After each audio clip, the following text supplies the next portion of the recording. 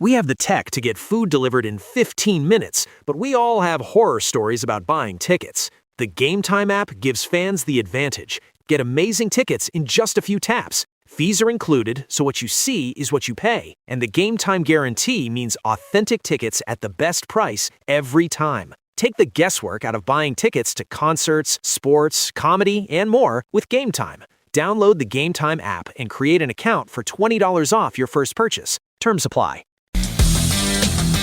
Hey, former friendly hello! Welcome to lovely Las Vegas for Coast to Coast Hoops with myself, Greg Hoops Peterson, now part of the VSiN family of podcasts.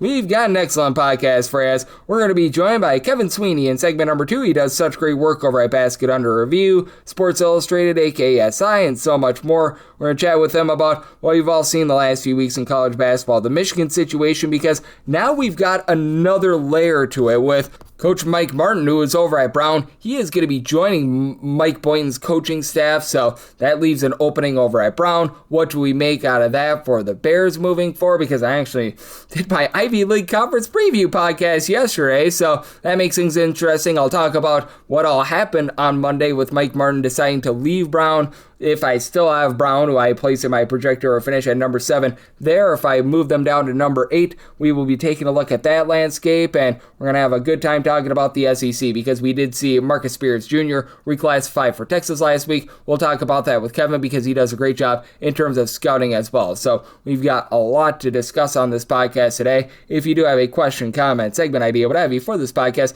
you do have one or two ways to be able to fire those in. First one is my Twitter/X timeline at Junit_81. Keep in mind the letters CM, they mean does not matter, so as per usual, please send these into the timeline. And the other way is via an Apple Podcast review. If you rate this podcast 5 stars, it's very much appreciated. From there, you're able to fire in whatever you'd like to hear on this podcast via that 5-star review. I do beg with you, I do plead with you, please do send in those Twitter/X questions. That lets me know what you want to be hearing on this podcast, allows me to be able to get through this offseason a little bit easier as well, because there is a shortage of news with regards to transfer portal. We're not going to probably be seeing anyone from Michigan enter in. We might see some guys for Brown. I will mention that in a second, but a lot of these rosters are set. That's why you're getting a lot more conference previews. That's why I did the Ivy League yesterday, and I typically average a conference preview once every about 5 or so days. You might get a few more, a few less in a little bit of a stretch, and certainly I crank it up when we get into the baseball playoffs in October, but that said, how about if we do dive in terms of what we saw on Monday in college basketball with Mike Martin deciding that he is going to be leaving the Brown Bears. Now for Brown, they went just 3-11 in the Ivy League last year, and it's not like this has been a Brown team that has been awful. It's not necessarily one that has been amazing. For Mike Martin, he only had one season at Brown where they won more than 15 games. That was during the 2018-19 season, but just a team that consistently has been right around 500. They bottomed out last year because they had a whole bunch of injuries. They went 9-18. Prior to that, each out of the previous, I'm not even kidding here, 6 years that they played basketball, because Ivy League took the entire 2020-21 season off, they were between 13 and 15 wins. A master of consistency, always a guy that would preach relatively good defense. This should be able to help out Mike Boynton. Having an assistant that has quite a bit of coaching experience. I believe that he was at Brown for, at the very minimum, 13 years, might have been 14. That's going to be able to help him out, because I still have a few questions with Mike Boynton. I know that there's a lot of people in coaching circles that feel like he's a really good coach, and I don't disagree with them. We just never really saw that on full display over at Oklahoma State. The one time where he really had a good roster with Cade Cunningham on that team, they fell short in the round of 32 of the NCAA tournament. That was the 2021 NCAA tournament where he had COVID, and VCU couldn't even play in the NCAA tournament because they tested positive for COVID. So, that was a wackadoo NCAA tournament to say the least, but I think this is going to be able to help them out. And then when it comes to Brown, I just still have them number 7 in my projector or finish out there in the Ivy League. I don't think that there's going to be a lot of guys jumping ship, because the good news for Brown is a lot of the guys that are on the roster are here for the academics, a little bit less for the basketball. You lose your top scorer from last year, Landon Lewis. Pretty much everyone is back, like a Jeremiah Jenkins. I think is going to be very solid in the backcourt with 5.2 assists per game. Now, if they lose someone like a Jenkins, now, Pharma Dabo, hopefully I got that name correct, the big man that was averaging over a block per contest for them, if they lose one of those guys, that would be a little bit of an issue. I don't anticipate that happening. Now, it looks like Tyler Wheeler is going to be the interim coach for this team. I was trying to check out all the happenings out there, and I believe that it was Bill Cook, who does a great job following all things out there in the Providence area in terms of college basketball, that was reporting that they're going to be probably looking for a new coach, but I don't think that they're going to be getting one prior to the start of the season. I would think that Tyson Wheeler is probably going to be the main man moving forward, and for Wheeler, he has been with the program for a few years, so there's going to be familiarity there. That's probably going to be the best way to be able to retain a lot of these guys, and keep in mind that when you do have an interim coaching situation like this, because obviously Michigan is going through the same thing that Brown is right now. We saw it with St. Joe's last year where Steve Donahue, they gave him a 2-year deal. I wouldn't doubt it if Tyson Wheeler gets a 2-year deal. I wouldn't think they'd be changing too much from what Brown was anticipating doing for this upcoming season, because you've got the roster that you've got sort of that playing style. It's going to be interesting to see if he puts his own spin on it, but for this Brown team, I do think that it's probably going to be a little bit rough for them out there in the Ivy League, mainly because you have so much roster retention in general with these guys as well. And when it comes to Tyson Wheeler, he is a guy that, if I'm not mistaken, he was able to play a little bit of basketball at the next level. He was drafted, if I'm not mistaken, in the 1998 NBA draft. This is a guy that he's got quite a bit of a good acumen in general for the game. He's been with the Brown coaching staff over the last few seasons, so I do think that this is going to be a relatively good fit for them. I don't think that they're going to be varying too much from that playing style, and with Wheeler having the respect of being drafted into the NBA draft. He was a second-round pick many, many years ago, I think in 1998. That's going to be able to help them out as well, and he was a part of the UMass Minutemen and their coaching staff many years ago as well. So I don't think that this is a world's worst situation for Brown. It certainly helps out Michigan, and for Brown, I would not think that you're going to be seeing a lot of guys move around in the transfer portal, but keep in mind, when you have a coaching change like this, you get 30 days to be able to jump ship. If you're one of those guys on Brown, just don't know where they'd be going. So a very fascinating situation there, and we just are getting a lot of college basketball news in general right now. A man that's doing a great job of covering it all is Kevin Sweeney over there at Sports Illustrated, Basketball Under Review, and so much more, and he joins me next right here on Chris Goes East with myself, Greg Peterson, now a part of the Decent Family Podcast. Side edge this college basketball season? Well, VSiN experts use CBB Analytics, the most comprehensive college basketball analytics platform in the world. See injury impact, on and off data, clutch time performance metrics, first versus second half splits, and so much more. Utilize the promo code of VSiN, that is VSIN, to get $30 off and find your betting edge over at cbbanalytics.com. That is cbbanalytics, all one word.com. For anyone that is new to VSiN, well, I wish you a friendly hello. This is an attention to anyone that is new to VSiN because you're able to get some free stuff with our daily newsletter. It's a great way to catch up on everything that's happening in the sports betting world. It's delivered straight to your inbox every single morning. VSiN's newsletter offers picks, data, strategies for the day's betting menu, and so much more. Sign up for free today over at VSiN.com/newsletter. That's VSIN.com/newsletter, and start receiving your free newsletter tomorrow morning. That is VSIN.com/newsletter. Stay ahead of the game and bet smarter with VSiN. And we're back here in lovely Las Vegas for Ghost Gussie with myself, Greg Peterson, now part of the VSiN Family Podcast. And it's always great to be joined by this man. It's Kevin Sweeney. He's doing absolutely excellent work all 12 months of the year, taking a look at this amazing game of college basketball. He's at a few different places. He does the Scout Team podcast with our good friend Eric Fawcett over at Basket Under Review. That's the Trilly Donovan website. And then over at Sports Illustrated, he covers college basketball. He does a great job with the NBA draft as well. We like this guy because he's based out there in the Midwest as well, in the great state of Illinois. You're able to follow Kevin on the old Twitter/X at CBB_Central altogether. And Kevin, always a pleasure, my friend. Thank you. Yeah, good to catch up, Greg. How are you? I'm doing great. And Kevin, we've seen a lot of news over the last 2 or 3 weeks, and I just want to get your thoughts just in general before we dive in on some of these individual stories, because typically in like late June, early July, things really slow down with regards to college basketball, but everything that's happened with Dusty May, now Brown losing their coach, all of these court cases, it feels like we're getting an avalanche of news unlike we've really ever seen before this time of the offseason in college basketball. Things have been active, certainly, and the latest frontier is definitely the age-based eligibility rulings and how that could impact rosters. I was certainly the talk of the town in Vegas at UIBL, the big recruiting event, and then over at Summer League, the coaches, players, agents, everyone trying to figure out all right, what's actually happening here? What are the impacts? Who can raise any money? And then even we saw the Mario Saint Superi news at Gonzaga, him heading back to Spain. I mean, certainly roster's not quite set despite it being into July and summer practice and all that. And throw in some coaching carousel movement. And it's certainly been a heck of a month. Yep, and you bring up such a good point because the transfer portal has been relatively dead over the last month or so after the NBA draft decisions and Tonde Yusufu and Milan Mevselic making their decisions. It's been relatively slow, but how do we take a look at some of these teams that might be gaining/losing guys? Because I have to think that Gonzaga might be in the market for some of those fifth-year guys that got additional eligibility, and I think that you probably agree with me. LSU looking to sign anyone whatsoever right now that might have eligibility. I mean, look, it's an odd dynamic, right? Because most likely the teams that are going to want to be active here with this new market are the teams that don't like their group right now, right? So Gonzaga obviously needs a guard because of the attrition they've had at that spot.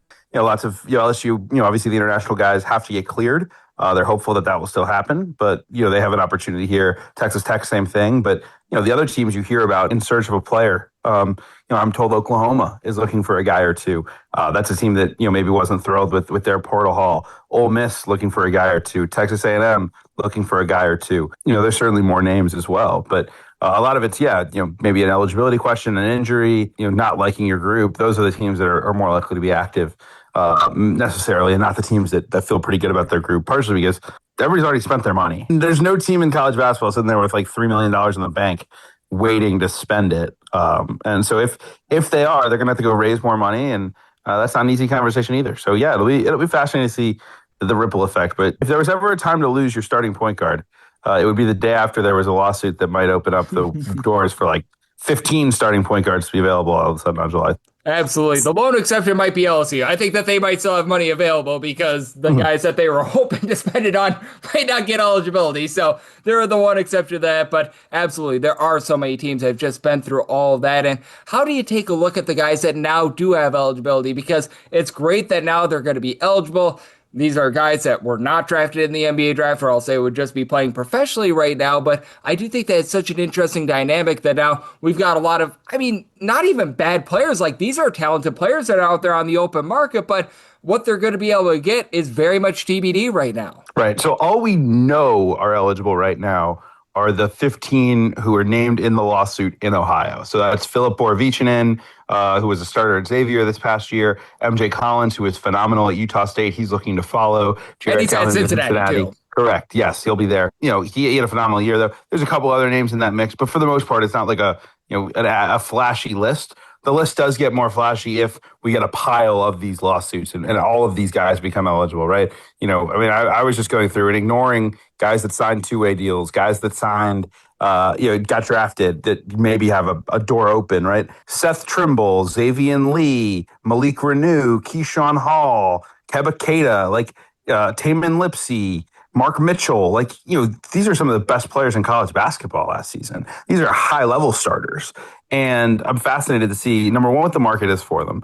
Can they generate enough interest to be worth the $3-4 million they would have gotten in the portal had it been open for them in April? Who's interested? And are they willing to give up on the NBA dream for one more payday, right? You have to consider some of these guys have gotten paid already, right? I think Xavier Lee would love to come back to college, but Xavier Lee also got $2 million last year at the University of Florida. He's not hurting for cash. He wants to go be a pro.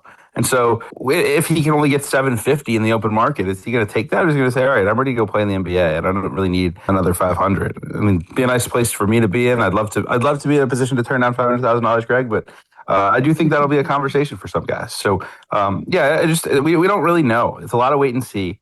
But the first lawsuit decision, I think, really sprung a lot of activity from agents trying to just gauge the market of all right, if we can get our guy eligible in the next couple of weeks, who would want him and what would they pay for him? Yep, and it's going to be such an interesting dynamic as well because you probably don't want to be bringing in a lot of guys in July and August, but you're probably willing to trade off a little bit of chemistry for, you mentioned Xavier Lee, Tamin Lipsey. These are guys that are really, really high-level guys, and how do you take a look at some of these teams that might be building their rosters a little bit late? Because we know that Kansas State has done it over the last few years, and that has blown up in their face, but, again, if you can add a guy like a Lipsey, I do think that you could probably trade off a little bit of roster chemistry for a guy that's talented.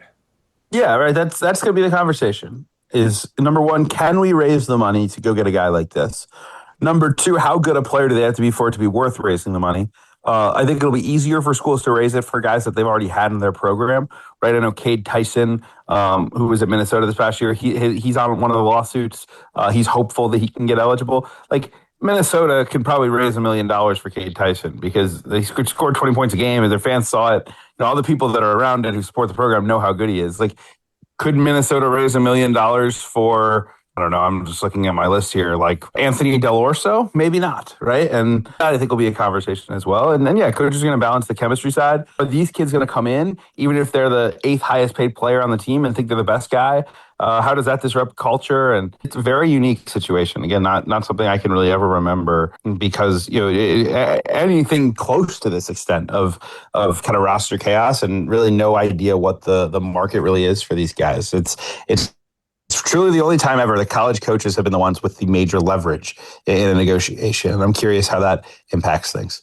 It feels like every single offseason we say, I've never seen this before. And then every offseason we just get something different, Kevin. So it's a big giant ball of wax. As Kevin Sweeney, he does such great work over at Sports Illustrated, Basket on Review, and so much more. He's joining me right here on Coast to Coast Hoops. And I do think that it's really interesting to see what we've seen in terms of, for lack of a better term, the ripple effect over at Michigan. Because Mike Boynton, he's now the coach over there. We have not seen any guys jump ship or anything like that. And now they hire on Brown's coach, and he's going to be now the guy that is going to be the associate coach. So now Brown, they hire on Tyson Wheeler, who was an associate for them. He is now the new acting head coach with Mike Martin heading out over to Michigan. How do you take a look at this little bit of a ripple effect? Because we haven't seen any guys jump ship from Michigan. And for Brown, with the way that Brown is, I don't think that any of these guys are really going to be entering in the transfer portal, mainly because this is one of the few schools out there in all of college basketball where the guys on the team actually care about academics rather than just getting paid to play for college basketball.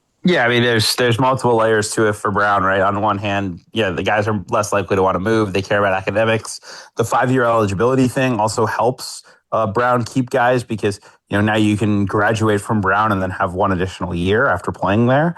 And if there's a pool of 100 guys out there in the marketplace that are all of a sudden good enough to make an impact in college basketball, are Brown's transfers going to have much of a market? Probably not. It's not a great roster. It's probably part of why Mike Martin's leaving in July because he kind of sees the writing on the wall there. So, it's a move that I think makes sense for Mike. Things weren't really going anywhere at Brown. They think he had accomplished what he could there. And now has an opportunity to contribute at a very high level and run the offense for Mike Boynton at Michigan and help Boynton linger into a longer term contract than the 2 years he got right off the rip.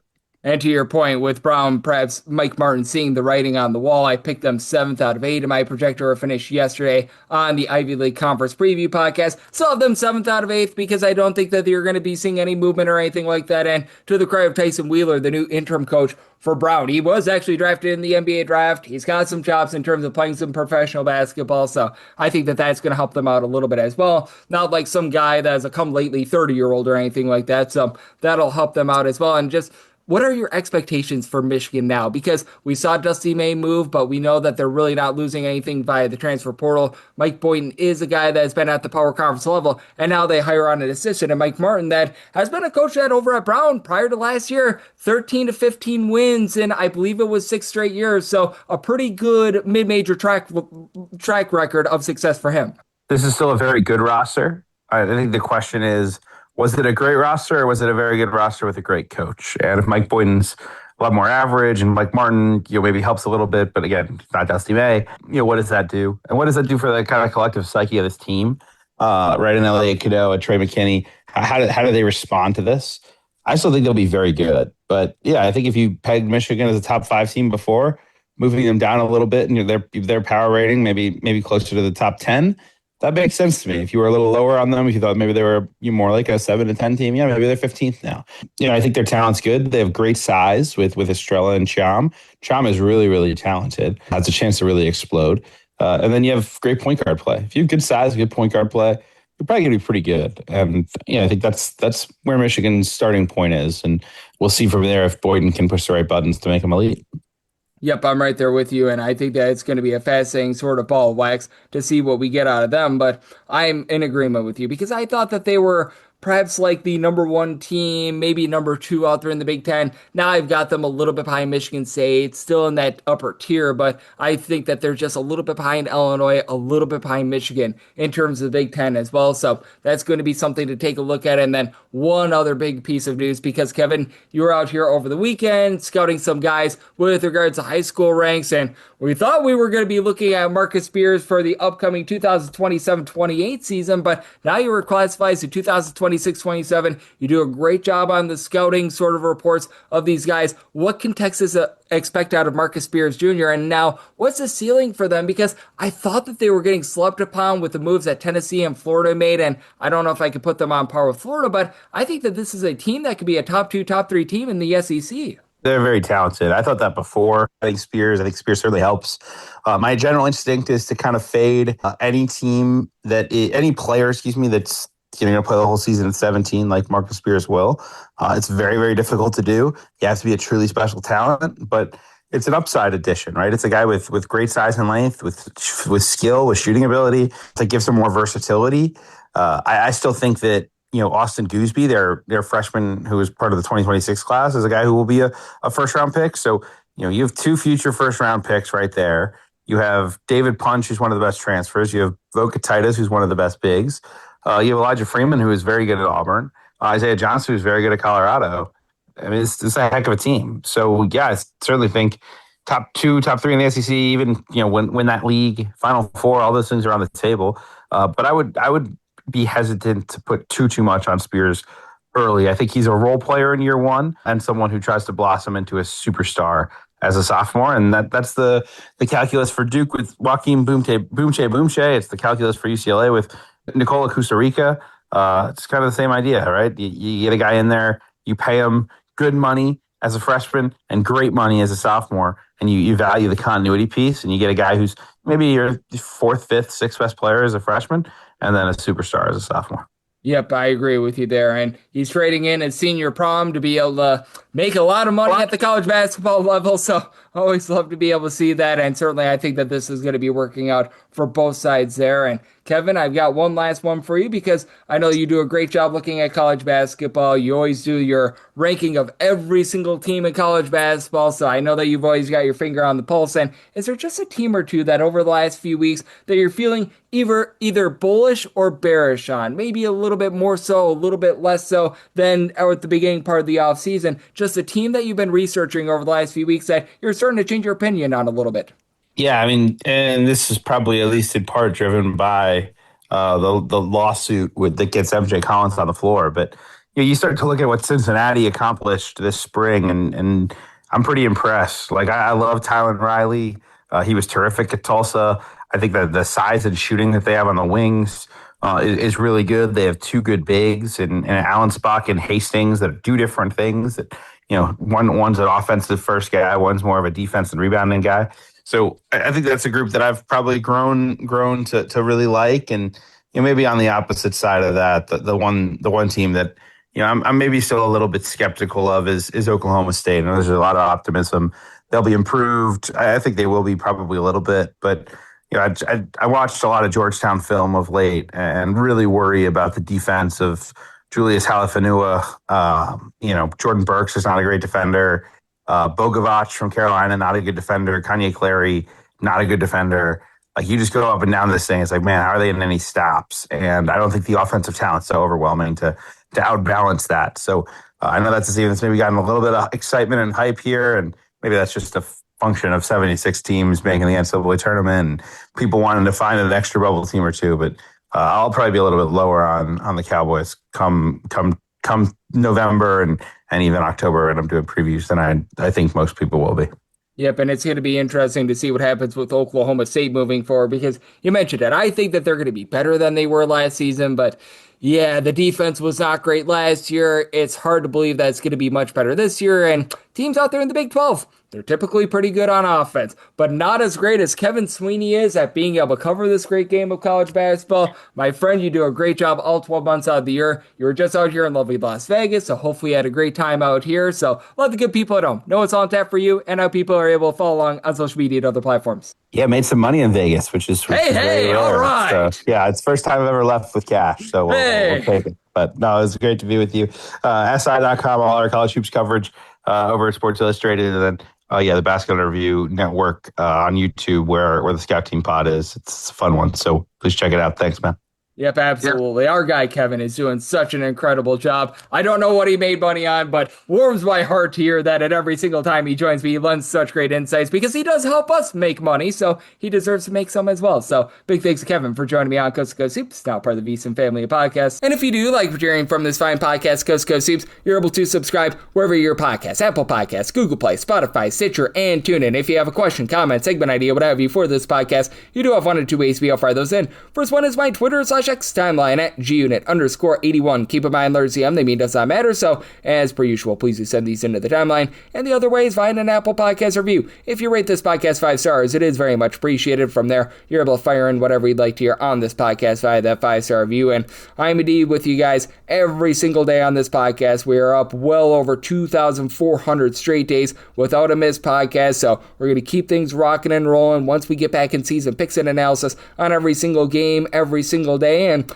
additionally, with regards to this offseason, you're getting a conference preview podcast for all 32 conferences. We had the Ivy League yesterday. We're going to be doing the MAC here in the next few days as well. I'll need to find a guest for the MAC, but that is certainly on the to-do list for myself, and on the to-do list is to get you guys set for the greatest college basketball season of all time. So appreciate you tuning in today, and I'll be back with you once again tomorrow. Thank you.